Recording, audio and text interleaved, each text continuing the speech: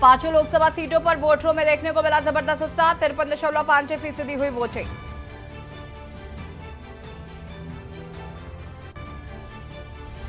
Nainital Udham Singh Nagar Lok Sabha seat पर सबसे अधिक हुआ मतदान।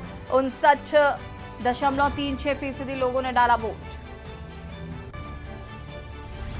अल्मोड़ा में सबसे कम रहा मतदान प्रतिशत। 44.43% मतदाताओं ने डाले वोट। गढ़वाल में 48.79, टेढ़ी गढ़वाल में 51.09। सीएम पुष्कर सिंह धामी ने खटीमा में लाइन में लगाकर दिया वोट। राज्यपाल लेफ्टिनेंट जनरल गुरमीत सिंह ने भी किया मतदान। फिल्म एक्ट्रेस उर्वशी रौतेला ने भी कोटद्वार में किया मताधिकार का प्रयोग। मुंबई से वोट डालने पहुंची एक्ट्रेस उर्वशी रौतेला। हरिद्वार के ज्वालापुर में बुजुर्ग मतदाता ने ईवीएम मशीन को जमीन पर पटका। पुलिस ने बुजुर्ग मतदाता को लिया हिरासत में। आप देख रहे हैं के न्यूज, खबरों का सारथी। नमस्कार, खबर उत्तराखंड में आप सभी का स्वागत है। मैं हूं आपके साथ यश शुक्ला। लोकसभा के पहले चरण में उत्तराखंड की पांचों लोकसभा सीटों पर 53.56% लोगों ने अपने मताधिकार का प्रयोग किया है। सबसे अधिक मतदान नैनीताल उधमसिंह नगर लोकसभा सीट पर हुआ तो अल्मोड़ा में सबसे कम 44.43% वोटिंग हुई है। गढ़वाल में 48.79%, टिहरी में गढ़वाल में 51.01% और हरिद्वार में 59.01% वोटिंग रही।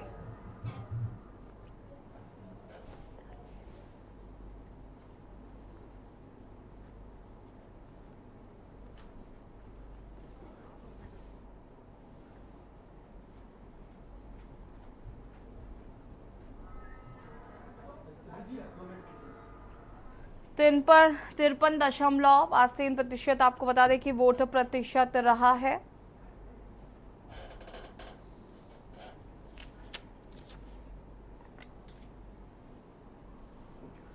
इक्कीस राज्यों में पहले चरण का मतदान हुआ खत्म। उत्तराखंड में आपको बता दें कि 5 लोकसभा सीटों पर वोटिंग खत्म हो चुकी है और मुख्यमंत्री पुष्कर सिंह धामी ने भी लाइन में लगकर वोट किया है। लेफ्टिनेंट जनरल गुरमीत सिंह ने अपनी पत्नी के साथ जाकर वोटिंग की। राम गोपाल संवाददाता हरिद्वार से हमारे साथ जुड़ चुके हैं। अंकित काला संवाददाता देहरादून से हमारे साथ जुड़ चुके हैं। अंकित, क्या कुछ जानकारी है? उत्तराखंड में पांचों लोकसभा सीटों पर मतदान संपन्न हुआ और अगर हम बात करें तो वोट प्रतिशत बहुत अच्छा नहीं नजर आ रहा है। बिल्कुल, जैसे आपने सही कहा। देखिए, उत्तराखंड में अगर हम 2019 के कंपैरिजन की बात करें तो जो मतदान का प्रतिशत है वो कम ही हुआ है। हालांकि अभी अंतिम जो आंकड़े आना बाकी है, जो अभी आप आंकड़े बता रहे हैं, ये शाम 5 बजे तक के आंकड़े हैं यशी, और संभावना है कि जो आंकड़े हैं वो थोड़े से और बढ़ सकते हैं। लेकिन 2019 की अगर हम बात करते हैं तो 61.88 या यूं कहें कि 62% के करीबन मतदान हुआ था। और इस समय की अगर हम बात करते हैं तो अभी शाम 5 बजे तक का ये आंकड़ा देखें तो 54% की करीबन ही है। साढ़े साढ़े 53.53% मतदान हुआ है। तो निश्चित ही पिछले लोकसभा इलेक्शन के मुकाबले तो कम ही हुआ है। हालांकि जिस तरीके से सुबह से ही मतदाताओं की भीड़ देखने को मिल रही थी, लेकिन इसके पीछे की प्रमुख वजह जो ये मानी जा रही है कि अधिकांश जो हमारे ग्रामीण क्षेत्र हैं, जहां पर की मूलभूत सुविधाओं को लेकर के ग्रामीणों की तरफ से वोट नहीं, रोड नहीं तो वोट नहीं, और ऐसे तमाम स्लोगन दिए गए थे, जिसकी वजह से अधिकांश जो बूथ थे वो खाली रहे। और कहीं ना कहीं इसका एक बड़ा कारण है कि जो वोट प्रतिशत कम हुआ है। दूसरा बड़ा कारण है कि जो शादियों का सीजन है, तो उत्तराखंड में भी अधिकांश आज शादियों का समय है। तो जो परिवार है वो भी शादी के कार्यक्रम में व्यस्त है। तो ये कुछ एक प्रमुख वजह रही है, लेकिन अभी अंतिम आंकड़ा देखना होगा कि क्या कुछ रहता है। फिलहाल अगर हम उत्तराखंड की बात करें तो 5 लोकसभा सीटों में शांतिपूर्ण तरीके से मतदान संपन्न हो गया है और जो मुकाबला है वो भाजपा कांग्रेस के बीच देखने को मिल रही है।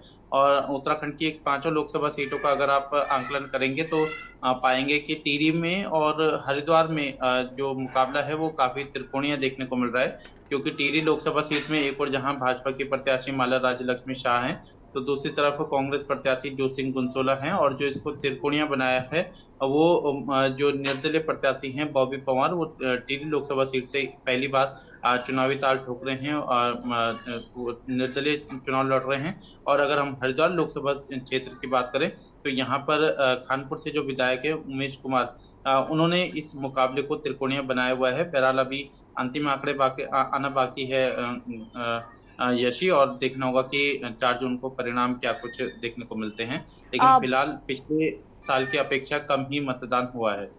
बिल्कुल वापस आते हैं आपके पास। हमारे साथ राम गोपाल हरिद्वार से जुड़े हुए हैं। राम गोपाल जी, हरिद्वार की बात करें तो यहाँ पर वोट प्रतिशत क्या रहा, साथ ही साथ अगर हम बात करें तो किस तरीके का मुकाबला जो है वो देखने को मिल रहा है?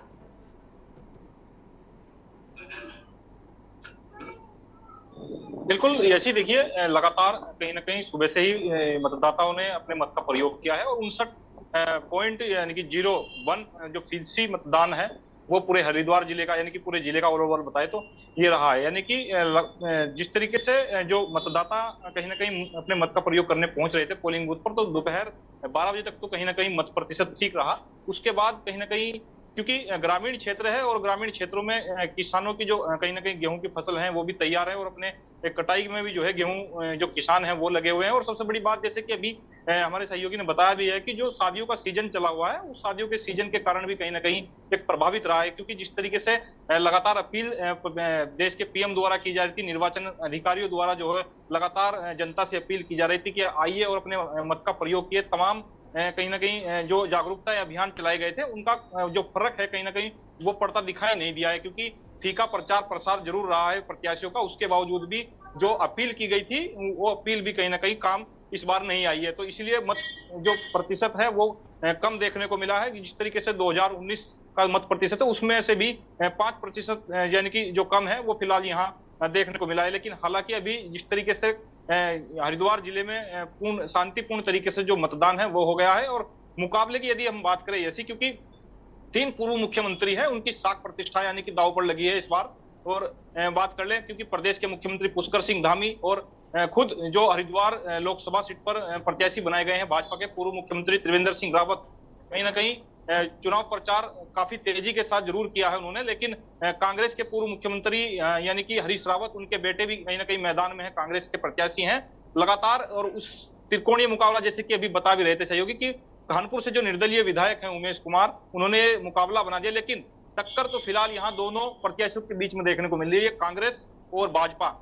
लेकिन फिलहाल तो जिस तरीके से हरिद्वार कहीं ना कहीं लोकसभा सीट पर यदि बात करें 20,31,631 मतदाता जो है इस सीट पर हैं। लेकिन जिस तरीके से जो मत प्रतिशत कम हुआ है उस मत प्रतिशत को लेकर के कहीं ना कहीं एक आंकड़ा है वो बहुत कम देखने को मिला है। लेकिन कई मुद्दे भी हावी जरूर यहाँ होते दिखाई दिए हैं, क्योंकि युवाओं का जो मुद्दा है बेरोजगारी, और बेरोजगारी के साथ में तमाम जो और मुद्दे हैं, अनेकों मुद्दे हैं, उन मुद्दों को लेकर भी कहीं ना कहीं एक मत प्रतिशत की यदि हम बात कर ले वो काफी घटता दिखाई दिया है। और सबसे बड़ी बात है, हरिद्वार जिले में बाढ़ प्रभावित क्षेत्र रहा है इस बार, और बाढ़ से किसानों का काफी बड़ा नुकसान हुआ है। तो कहीं ना कहीं नाराजगी भी जरूर यहाँ लोगों में देखने को मिली है। जिस तरीके से लोगों में एक किसानों की जो सबसे बड़ी मांग है कहीं ना कहीं उसको लेकर के मुआवजे की मांग है, बिजली के बिलों की मांग है, तमाम जो ऐसे मुद्दे हैं कहीं ना कहीं ऐसी ये जरूर हैवी रहे हैं।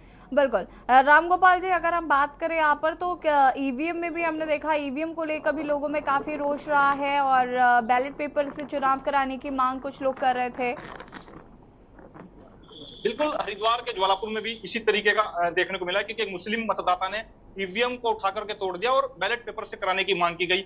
हालांकि जो चुनाव अधिकारी यानी कि प्रशासनिक अधिकारी है उन्होंने उसको गिरफ्तार जरूर कर लिया गया, यानी कि हिरासत में ले लिया है। कार्रवाई किस तरीके की होती है वो तो कहीं ना कहीं चुनाव के जो चुनाव अधिकारी है वो जाने, क्योंकि फिलहाल तो जिस तरीके से जो विरोध है यसी वो तो साफ तौर पर देखने को मिला है। और ग्रामीण क्षेत्र से जो मतदाता है वो बहुत कम घरों से निकलते दिखाई दिए हैं, क्योंकि शहरी क्षेत्र का यदि मत प्रतिशत की बात करें वहां जरूर कहीं ना कहीं जो 12 बजे तक यानी कि दिन में 7 बजे से लेकर के 12 बजे तक जो कहीं मतदाता हैं वो घरों से निकल करके अपने मत का प्रयोग करने पहुंचे हैं कुछ ऐसे, क्योंकि इस बार हरिद्वार जिले में नए जो मतदाता हैं, युवा मतदाता जो बने हैं वो सर्वाधिक हैं। सभी ने जो इस तरीके से ही जो अपने मत का जो है प्रयोग अपने अपने पोलिंग बूथ पर किया है, क्योंकि पहले से ही चुनाव आयोग की जो तैयारी थी ऐसी तमाम जो सीमाएं थी वो सील कर दी गई थी सुरक्षा की दृष्टि से। और लक्सर और खानपुर की यदि हम बात करें 300 पोलिंग बूथ बनाए गए थे, क्योंकि आज जिस तरीके से देखने को मिला है, क्योंकि 5 बजे कुछ ऐसे भी मतदाता होते थे कि 5 बजे लाइन लग जाती, 5 बजे तक लाइन लग जाती थी और फिर जो मतदाता लाइन में लग जाते थे उनका वोटिंग जो है डलवाना जरूरी हो जाता था, लेकिन इस बार 5 बजते ही जो ईवीएम है वो पैक कर ली गई। ऐसा भी जो है देखने को मिला है, क्योंकि मतदाता पोलिंग बूथ तक ही नहीं पहुंचे हैं। तो ये साफ तौर पर दिखाई दे रहा है, और कहीं ना कहीं जो भाजपा और कांग्रेस की जो टक्कर है वो बहुत रोमांचक है। देखने वाली बात है कि आने वाली 4 तारीख में जिस तरीके से जो नतीजे निकल करके आएंगे, किसके सिर पर सहजा सजेगा। ठीक है, आप दोनों का बहुत बहुत शुक्रिया जानकारी साझा करने के लिए। और बता दें कि उत्तराखंड में फिलहाल पिछले चुनावों के मुकाबले वोट प्रतिशत काफी कम रहा है। हालांकि इसका कारण बताया गया है मौसम में खराबी भी। और अनिल राणा हमारे साथ पौड़ी से जुड़ चुके हैं। अनिल, अगर हम पौड़ी की बात करें तो यहाँ पर वोट प्रतिशत क्या रहा? जी, आपको बताते चले कि इस बार चमोली और पौड़ी और रुद्रप्रयाग की बात की जाए तो यहाँ पे लगभग 50% करीबन मतदान हुआ है। और आप देख सकते हैं कि इस बीच पहाड़ों में जो मौसम के हालात बिल्कुल बदल चुके हैं। यहाँ पे मतदान को लेकर के लोगों में उत्साह रहा, लेकिन साथ ही इस वक्त जो यहाँ पे है मौसम ने करवट बदल ली है, आंधी चल रही है चमोली के पहाड़ियों में। और साथ ही बता दें कि उत्तराखंड का जो ऊंचाई वाले भाग है यहाँ पे हवाएं तेज चल रही है। मतदान तो काफी अच्छे मत प्रतिशत यहाँ पे इस बार देखने को मिला है। जो उसमें तो कह सकते हैं कि भाजपा और कांग्रेस के बीच यहाँ पे कड़ा मुकाबला पौड़ी लोकसभा सीट को लेकर के है। जी ठीक है, बहुत बहुत शुक्रिया आपका जानकारी साझा करने के लिए। और बता दें आपको कि पौड़ी में भी वोट प्रतिशत काफी अच्छा रहा है और यहाँ पर कड़ा मुकाबला कांग्रेस और बीजेपी के बीच में देखने को मिल रहा है। देश में आज लोकसभा चुनाव के पहले चरण के लिए मतदान संपन्न हुए। 102 सीटों पर उत्तराखंड की 5 लोकसभा सीटें शामिल हैं। वहीं 5 लोकसभा सीटों पर एक ही चरण में चुनाव संपन्न कराए गए। उत्तराखंड की 5 लोकसभा सीटों में 53.56% मतदान हुआ। सबसे अधिक वोटिंग नैनीताल में हुई, वहीं अल्मोड़ा में सबसे कम मतदान हुआ। इस दौरान दिग्गजों ने भी अपने मताधिकार का इस्तेमाल किया। उधम सिंह नगर में पुष्कर सिंह धामी ने अपनी पत्नी के साथ पोलिंग बूथ पर जाकर वोट किया। तो वहीं त्रिवेंद्र सिंह रावत ने हरिद्वार में वोटिंग की है। और योग गुरु बाबा रामदेव और आचार्य बालकृष्ण हरिद्वार में अपने पोलिंग स्टेशन पर जाकर उन्होंने वोट डाला।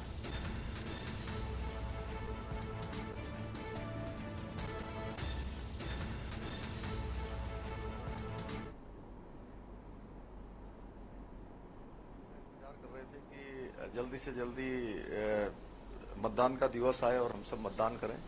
और लोगों में उत्साह है, लोगों में जोश है। सब लोग प्रधानमंत्री नरेंद्र मोदी जी को तीसरी बार प्रधानमंत्री बनाने के लिए उत्तराखंड के लोग उत्सुक हैं, अपनी बारी का इंतजार कर रहे हैं। सब मतदान करेंगे और ऐतिहासिक मतों से यहाँ से जीत होगी। नहीं, देखिए, सब लोग प्रधानमंत्री जी को तीसरी बार प्रधानमंत्री बनाना चाहते हैं। उनके 10 साल के जो कार्यकाल है वो अभूतपूर्व रहा है। उत्तराखंड के अंदर हर माताएं, बहनें, बुजुर्ग, नौजवान, हर वर्ग कहीं न कहीं लाभार्थी बनाया है। हर वर्ग को आगे आने का अवसर मिला है और सबने प्रधानमंत्री जी को देखा है कितनी उन्होंने तपस्या की है देश के लिए। एक एक पल, एक एक क्षण लगाया है। और डबल इंजन की सरकार ने उत्तराखंड में भी अनेक निर्णय आदरणीय प्रधानमंत्री जी के मार्गदर्शन में लिए हैं।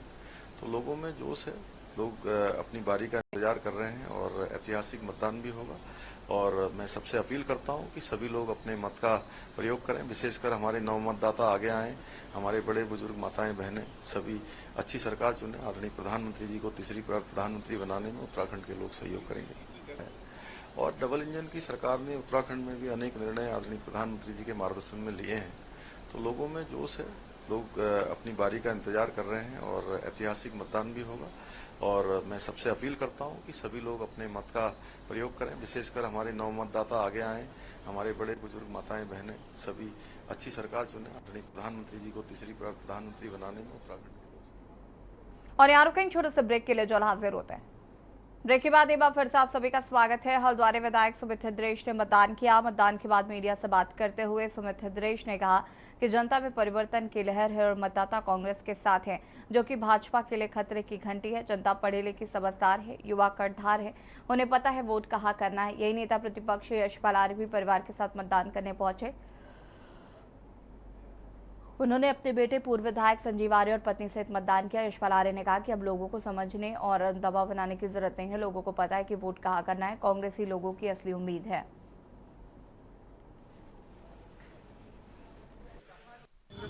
नहीं, बहुत अच्छी उम्मीद है।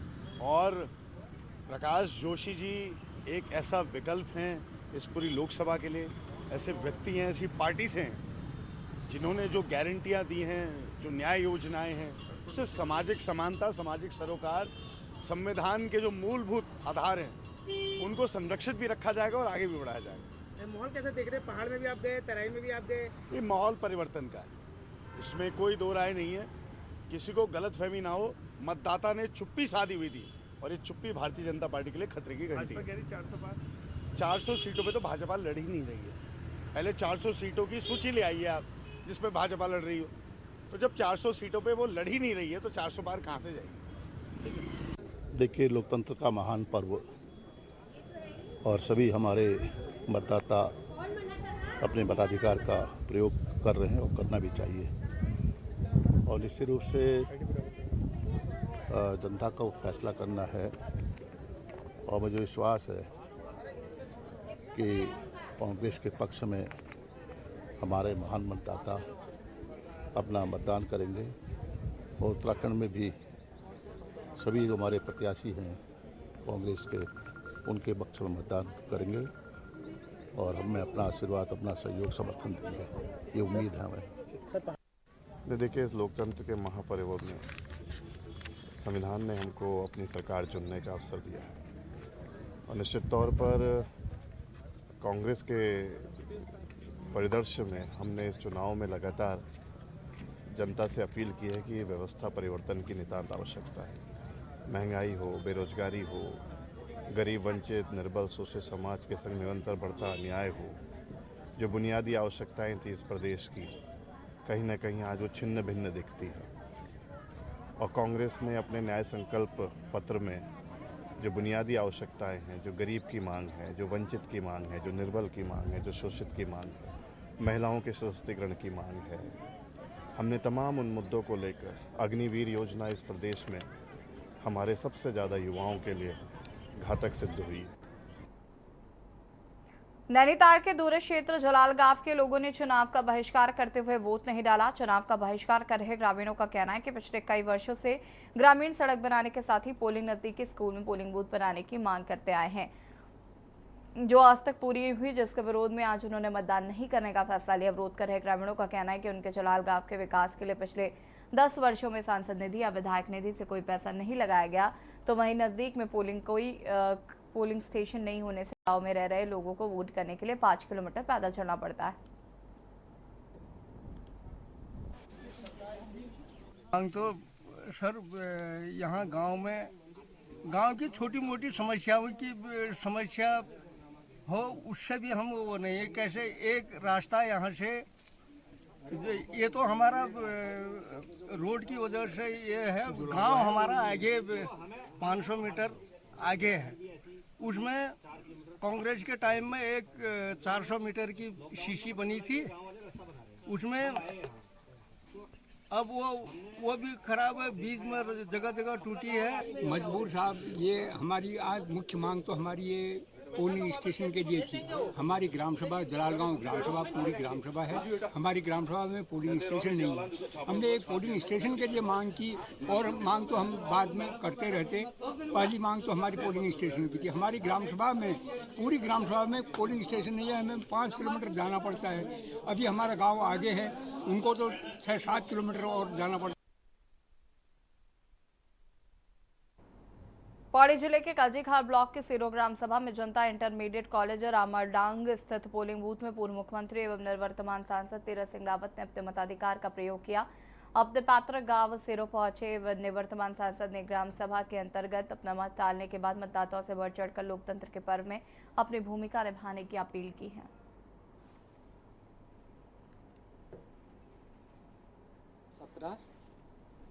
जनता इंटर कॉलेज खंडार पानी में ये बूथ है। इसमें कुल वोटरों की संख्या 590 है, जिसमें 313 पुरुष और 277 महिलाएं हैं। जो बूथ का जो वातावरण है बिल्कुल शांतिपूर्ण है। अभी यहाँ पर हमारे निवर्तमान सांसद जी यहाँ पर आए हैं और अपना वोट पास करके गए हैं। पूरी तरह से शांतिपूर्ण और बिल्कुल सही ढंग से बूथ पर मतदान चल रहा है। शुरू से ही मैंने अपना मतदान केंद्र ये चुना और कहीं भी रहूं, लेकिन वोट देने में अपना अपने ही बूथ पर और क्षेत्रीय गांव में होता रहा, चाहे मैं चुनाव लड़ा नहीं लड़ा कभी भी। और मेरा सौभाग्य है कि इस बूथ में क्षेत्र में प्रदेश के कैबिनेट मंत्री सतपाल महाराज अपने विधानसभा क्षेत्र चौबट्टा खाल स्थित सेडिया खाल के राजकीय प्राथमिक विद्यालय में बूथ नंबर 56 पर अपने मताधिकार का प्रयोग किया। इससे पूर्व उन्होंने विकासखंड एकेश्वर के बग्याली के लोगों को मतदान करने के लिए भी मना लिया। प्रदेश के कैबिनेट मंत्री सतपाल महाराज शुक्रवार को अपने विधानसभा क्षेत्र चौबट्टा खाल स्थित सेडिया खाल के राजकीय प्राथमिक विद्यालय में बूथ नंबर 56 पर अपने मताधिकार का प्रयोग किया। उन्होंने बताया कि सुबह से क्षेत्र के मतदाता बड़ी संख्या में अपने मताधिकार का प्रयोग करने के लिए पोलिंग बूथों पर पहुंचे, जो कि लोकतंत्र के लिए शुभ संकेत है।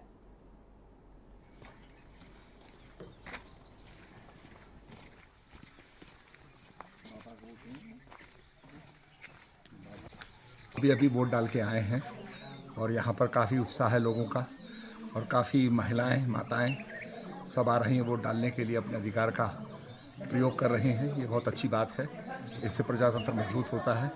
आइए वोट डालिए और प्रजातंत्र को मजबूत कीजिए। 2024 के लिए मतदाताओं में भारी उत्साह देखने को मिला। कांग्रेस और भाजपा के नेता पौड़ी गढ़वाल लोकसभा सीट पर अपने अपने प्रत्याशियों की जीत का दावा कर रहे हैं। रामनगर से भाजपा विधायक दीवान सिंह बिष्ट ने कहा कि मतदेय स्थलों पर लगी मतदाताओं की भारी भीड़ इस बात का प्रमाण है कि प्रधानमंत्री नरेंद्र मोदी और सरकार की योजनाओं को लेकर जनता खुश है और भाजपा के पक्ष में खुलकर मतदान कर रही है। उन्होंने पौड़ी गढ़वाल सीट पर पार्टी प्रत्याशी निर्बलूनी की जीत का दावा किया है। उन्होंने कहा कि पार्टी प्रत्याशी गणेश कोदियाल की शानदार जीत के साथ ही उत्तराखंड की सभी सीटों पर कांग्रेस की शानदार जीत दर्ज होगी, तो वहीं देश में भी जनता एक नया परिवर्तन करेगी। इस बार का मतदाता बहुत जागरूक लगता है। जिस प्रकार से देश की परिस्थितियां बन रही हैं उसके प्रति उनका जो एक नज़रिया है, अभी यहाँ मेरी चर्चा भी हो रही थी, चलते फिरते एक व्यक्ति कह रहा था जितना इस 10 वर्षों में हुआ इतना कभी नहीं हुआ। मैं जानता नहीं कौन थे वो, लेकिन जब उन्होंने झंडा देखा तो कहने लगे सरकार ने इतना कुछ किया। तो आज जनता अपने आप ही बूथों पर आ रही है कि कांग्रेस को लेके लोगों में निश्चित रूप से उत्साह है। आप देख रहे हैं सबसे ज़्यादा लोग हमारे जो मतदान अभिकर्ता बैठे हैं उनके पास आ रहे हैं और उसका कारण है बेरोज़गारी, महंगाई और किसानों की जो हालत इस सरकार ने कर दी है। और ये पूरा कृषि वाला क्षेत्र है और किसान किसान आंदोलन की जो उनकी मांगें थी उनकी वजह से सरकार के खिलाफ हैं, बार बार प्रदर्शन भी उन्होंने किया है। और खबर उत्तराखंड में फिलहाल इतना ही। देखते रहिए के न्यूज़ एरिया। नमस्कार।